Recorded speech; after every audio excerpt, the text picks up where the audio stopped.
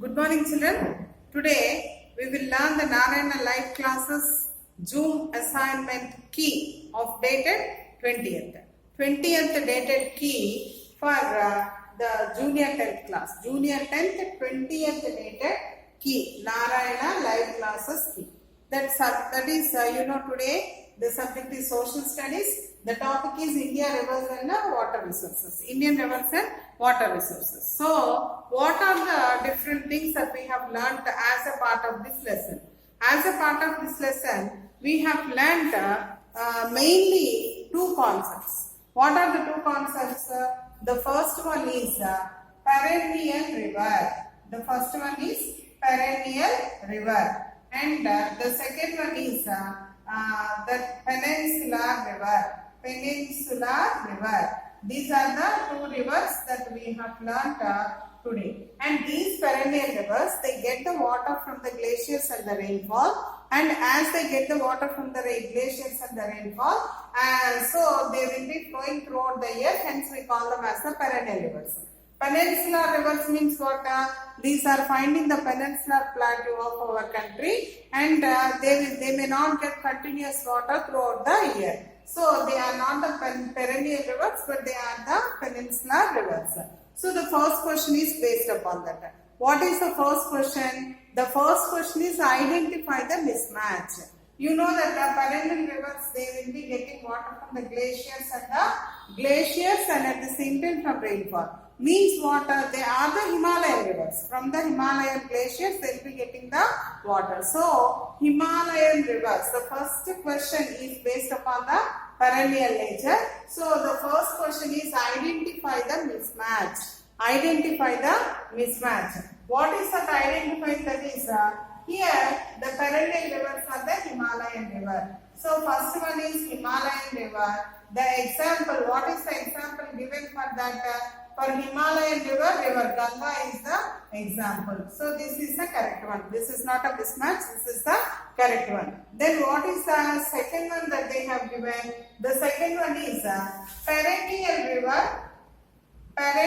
river Brahmaputra. They have given another one, that is perennial river Brahmaputra. You see here, this Brahmaputra is also one of the Himalayan river only. Brahmaputra is also one of the Himalayan river. Hence, perennial river Brahmaputra is also correct one. So, there is no mismatch at all. There is no mismatch. Both perennial river Himalayan river Ganga and perennial river Brahmaputra, both are the right options. There was no mismatch. There is no mismatch. So, that is the answer that you are expected to write. There is no mismatch. There is no mismatch. Both are correct. That is what you are expected to write in your answer booklet. So, then you may get a doubt that then why they have given like this. See here, perennial river, instead of that, if they have given peninsular river Brahmaputra, means that might be the wrong option. But they have given perennial river in Brahmaputra, so that is also correct option. So children, this is regarding the perennial or the rivers that will be flowing throughout the year. The rivers that flow throughout the year, they are the based upon that, this is the question asked. And the second one is, you know very well that the Himalayan rivers, among the Himalayan rivers, three important rivers are there, Himalayan rivers. First one is Ganga, the second one is Brahmaputra, and the third one is the Indus. Three rivers are there, and this river Ganga has twin sources. Means what? It raises from two important sources. One is Alaknanda. And the second one is Bhagirathi. So these are the two important sources. From these two sources, the streams will be flowing like this. They meet at Devaprayaga. They meet where? They meet at Devaprayaga, and from then onwards, River Ganga will be flowing into the northern plains of our country. Actually, the River Ganga will be flowing from Devaprayaga onwards, enters into this, and it will be flowing into the northern plains like this. So, River Ganga rises from two important sources. What are the sources? Alaknanda and Bhagirathi. Where do they meet? Alaknanda and Bhagirathi meet at Devaprayaga and they flow into the northern plains. This is the second question. So, what are the twin sources of river Ganga? The twin sources of river Ganga are Alaknanda and Bhagirathi. Alaknanda and Bhagirathi. And the next one is based upon these rivers and their flow, you have to identify the wrong statement. You have to identify the wrong statement. What is the wrong statement that was there in that particular sentence? Based upon the peninsular rivers and the perennial rivers, this question is asked. The rivers that flow throughout the year, they get the water from the glaciers and the rainfall. And this is correct. Already we have discussed the same thing. So, the rivers will get water from the glaciers and the rainfall. That is correct only. And the next one is the Himalayan rivers are perennial rivers. That is also already we have discussed. So, Himalayan rivers are perennial. That is also correct. The perennial rivers originates from the Himalayas. The perennial rivers originate from the Himalayas. Correct. Now, the third statement. See the third statement. What is the third statement? Peninsular rivers originate from the Himalayas. Peninsular rivers originate from the Himalayas. That is the wrong option. Because see here, peninsular rivers means what? If you see the India map, peninsular rivers either they rise from the Vindhya mountains or they rise from the Satpura, or they will be rising in the western Ghats and the eastern Ghats. That means what? The rivers will be rising either from India or Satpura or western Ghats or the eastern Ghats, but not from the Himalayas. So, the wrong statement is peninsular rivers rises from the Himalayas. That is the wrong statement. Peninsular rivers rises from the Himalayas is the wrong option. And what is the next one? That is fourth one is Alaknanda and Bhagirathi, they met at Devaprayaga. That is also correct one. So Alaknanda and Bhagirathi met at Devaprayaga. That is also the correct option. Okay. So now regarding the river Ganga we have learned. Now let us learn about the Brahmaputra river. Where do Brahmaputra rise? Where do Brahmaputra rise? Actually, if you see the India map,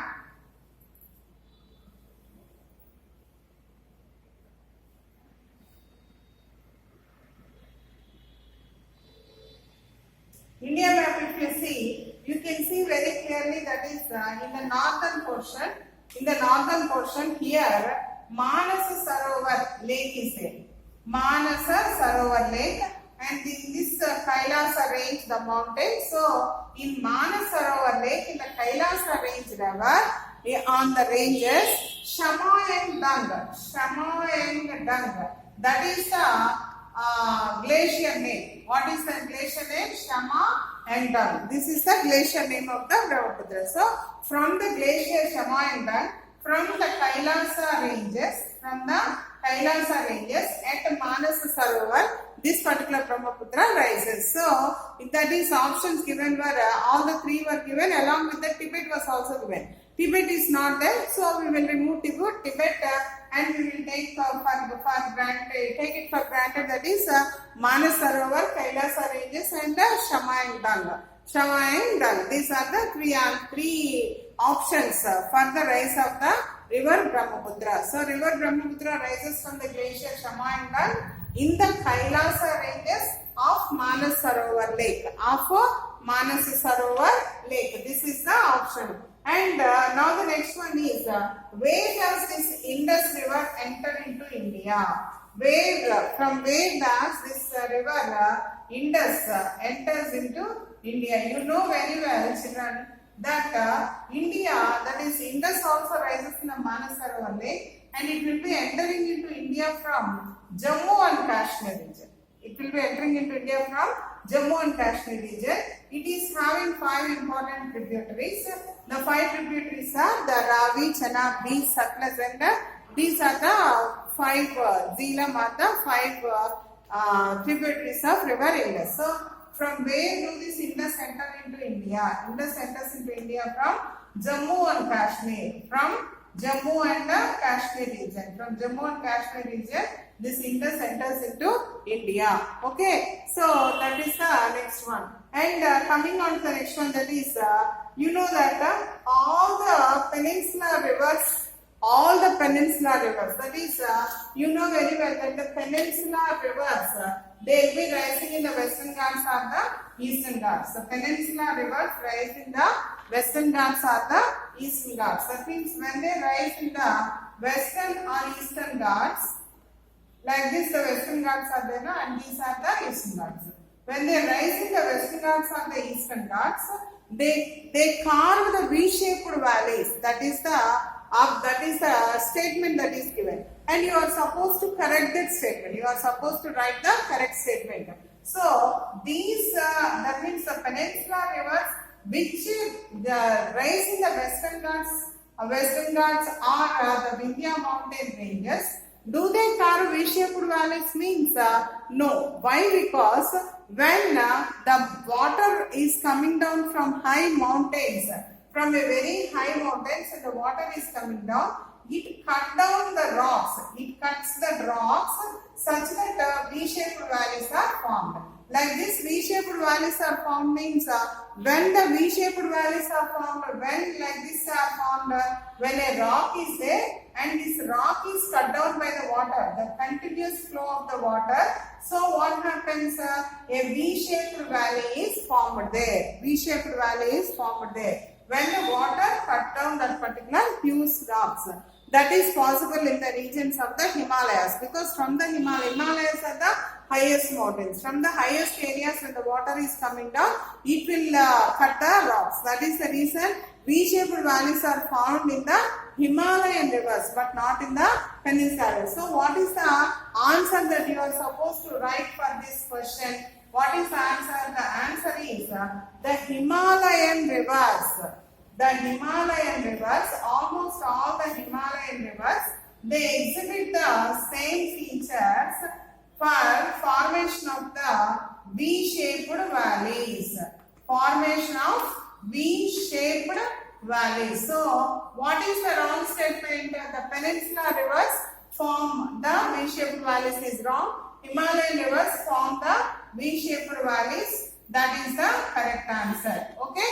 This is the answer for that question. Himalayan rivers form the V-shaped valleys is the right answer. So that is the sixth one. That is the sixth question. Now coming on to the seventh question. Seventh question is what are water divides? What are water divides? Water divides. See, what do you mean by water divide? When a river is flowing like this.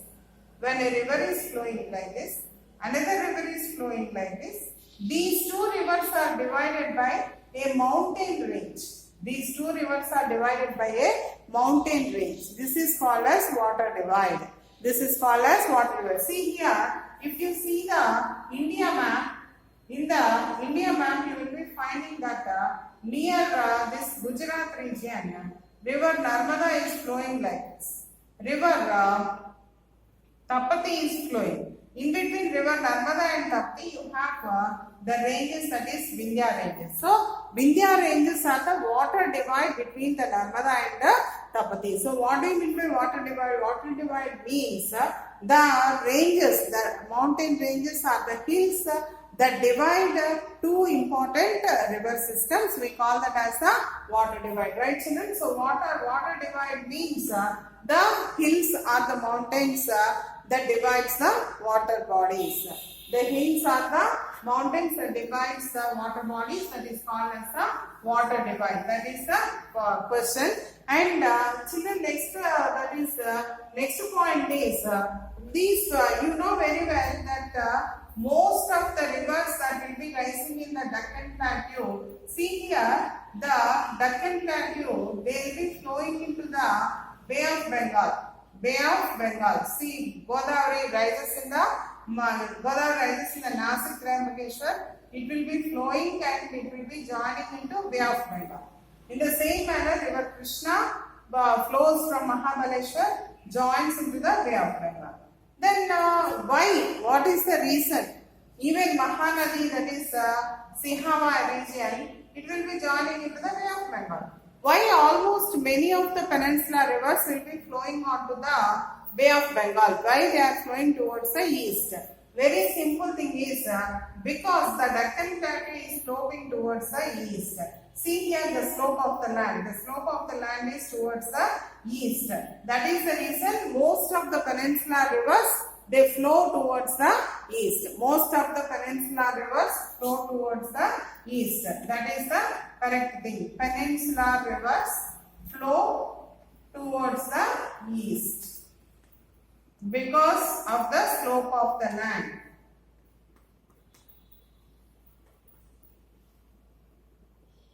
Because of the slope of the land. Right, children? And the next one is, you know very well that river Ganga, it is having so many tributaries. So many tributaries are there for river Ganga. Then like this river Ganga will be flowing from the Manasarovar range and it will be flowing into India from the northern plains. But children, one astonishing factor is there, that is even from the south, that is from peninsular India, from the Vindhya ranges and from Madhya Pradesh region, the rivers like Ken, San, Chambal, all these rivers will be joining into the river Ganga. That means these are the north flowing tributaries of river Ganga. These are the north flowing tributaries of river Ganga. See, from here the Kosi river is joining to Ganga. This is south flowing tributary. This Kosi is the south flowing tributary of river Ganga. Whereas Ken, San, Betwa, Chambal, all these are the Betwa, Chambal, all these are the examples of the north flowing tributaries of river Ganga. North flowing tributaries of river Ganga. So these are the north flowing tributaries of river Ganga. And like this we have seen these things. Now, do you know the origin of any of the rivers? Do you know the origin of any of the rivers? Let us see the origin of the rivers. Means from where do they start? From where do they start? River Krishna. For example, River Krishna. Krishna rises from where? Do you know from where it rises? Mahabaleshwar. It starts from Mahabaleshwar in the Western Ghats. In the Western Ghats, Mahabaleshwar region, from there this particular river starts. In the same manner, that is Godavari. Godavari rises from Nasik Triambakeshwar. Nasik Triambakeshwar or Triambak. Then Narmada. River Narmada rises in the Amarkantak Plateau. Amarkantak Plateau. From Amarkantak Plateau, River Narmada rises. And then comes the next question, that is Mahanadi. Mahanadi rises from Sihawa. Mahanadi rises from Sihawa region of the mountain. So these are the rising points, these are the sources of the rivers. From these areas the rivers will start. Once again I repeat, Godavari rises in Nasik Triambakeshwar, Krishna rises in Mahabaleshwar, Mahanadi rises in the Sihawa region, and Narmada river rises in the Amarkantak Plateau. These are the origin. This is the origin of the different river system. And now coming on to the next one. Do you know about Brahmaputra river? Brahmaputra river. Brahmaputra, it rises, actually Brahmaputra rises in the Kailasa ranges. Rises from the Kailasa ranges.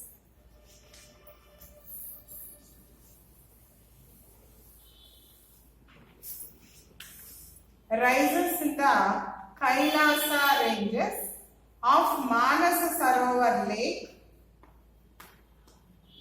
Manasa Sarovar Lake, and it will be entering into India in Arunachal Pradesh. Arunachal Pradesh through rapids. Rapids means what?